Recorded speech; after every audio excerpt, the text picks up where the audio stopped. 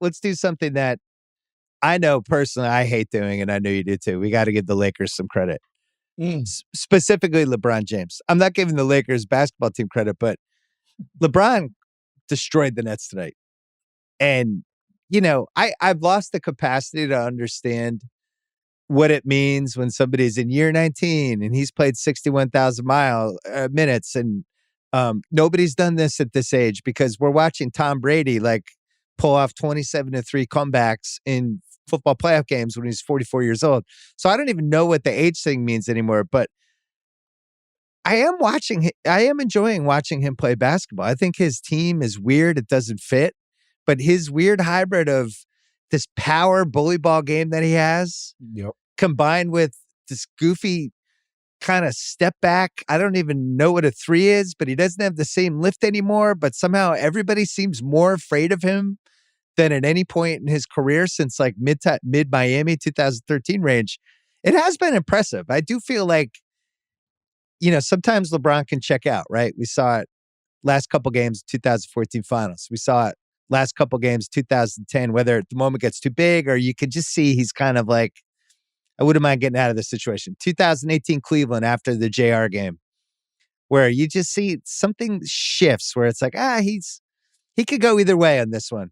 I don't feel like he's been like that for the most part with the Lakers. What do you see? No, I think this recent run, and I've said this on one of our other podcasts, is I think LeBron signaled to the greater NBA public, like, it ain't me. Okay. Whatever it is that looks bad on this team and looks like it's not making sense and doesn't work and our record is putrid, it ain't LeBron James. I'll tell you that much. I think he's just proving to people like, no, I'm still really fucking good. And you get me in a playoff setting where I can dissect teams possession by possession.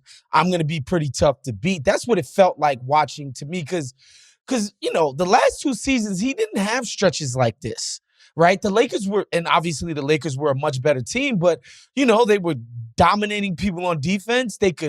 I watched games where they would just turn it up in the third quarter, turn teams over 3 times in a row, get a bunch of leak outs, a couple threes, and just, blow a team out and win comfortably. That's how they were winning games on defense. It wasn't about what LeBron was doing on offense, but because this team is so hard, has been so terrible defensively, and they've literally needed every single bucket to inch out the little bit of wins that he's getting.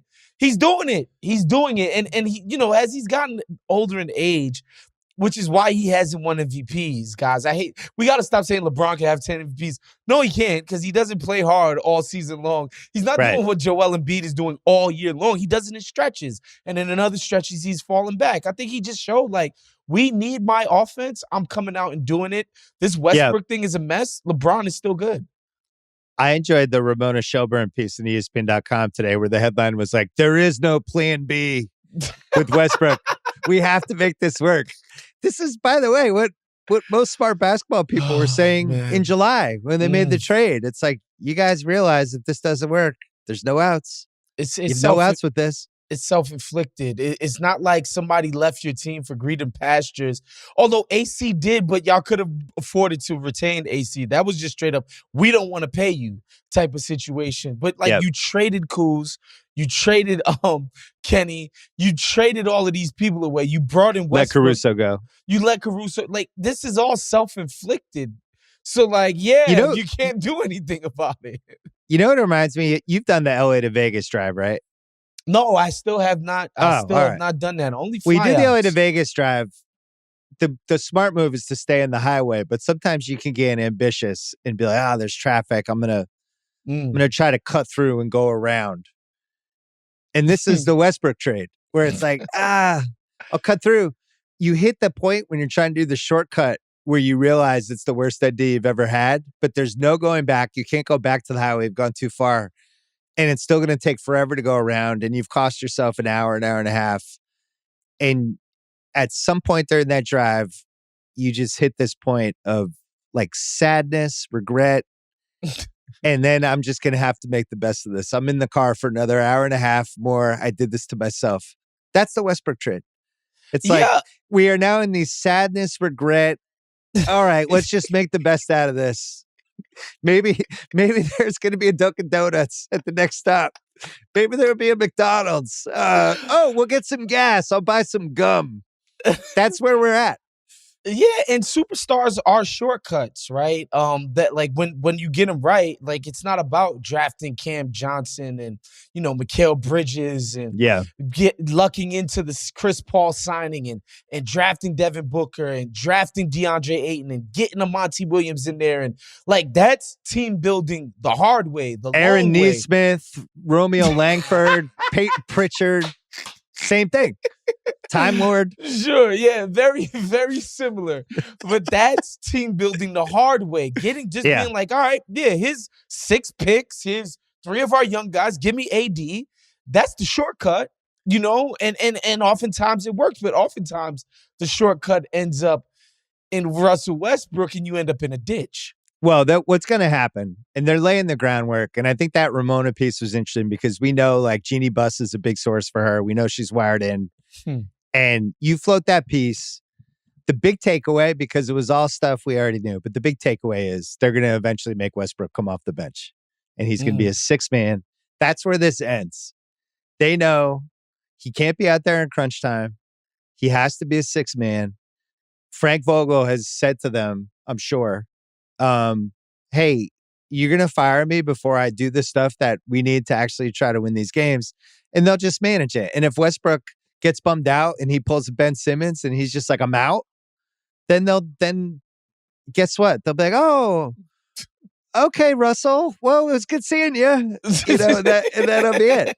But this is going to end with him becoming a bench guy and playing 23 to 25 minutes a game. And that's how this is playing out. They're laying all the breadcrumbs. Davis is now back. Didn't look very good tonight. But eventually this ends with him as like the 7th man on the team. And that's it. And I think all roads were leading this way because he's not in a position. They don't have a team that can maximize what he's still able to do, which, to be honest, at this point, isn't all that much. But like, they don't have a team that can just spread people out completely the way it happened in Houston for that 6-week period where he was the most efficient of his life, right? Yeah. Like, they blew up the team. Their center was Westbrook. You can't even say it was they Covington. went no centers. It was Westbrook, and he was able to thrive, right? Like this 5 out, spread them out, till attack the a completely empty paint, right? The Lakers don't have that kind of roster, so they can't even put him in the space that he's best to excel at. And the context of the Lakers, he don't fit. Don't fit. You know what the Lakers do have is a pretty oblivious and energetic play-by-play announcer. I don't know his name, but when they'll be down 15 and LeBron will get a fast break, but the king! It's just, he's in it. He's like WWE. He's going to sell this Lakers team come hell or high water. I've watched more of the Lakers than just about any other team this year because I can't stand the Lakers and I'm really enjoying this crazy season.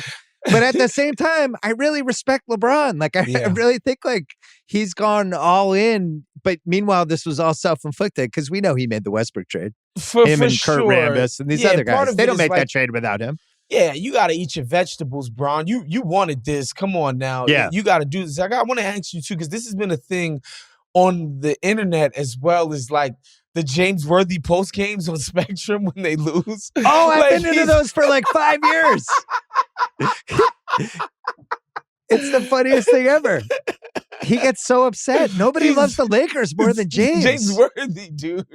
It's become a thing this year because I'm guessing he probably had some expectations for this team this year. He's like, oh man, we got Westbrook, finally brought him home to LA, and it's gonna be great. 3 All-Stars, Hall of Famers, Melo, all it is, Dwight, it's gonna be great. And I didn't realize that became a thing because I feel like 3, 4, 5 years ago he was doing that, and I would always hang around to see how bummed out he was. I hope nobody knows, right? Is James on social media? I hope that. I hope he stays as pure and as bummed out. I don't think he is. Yeah, as he's always been.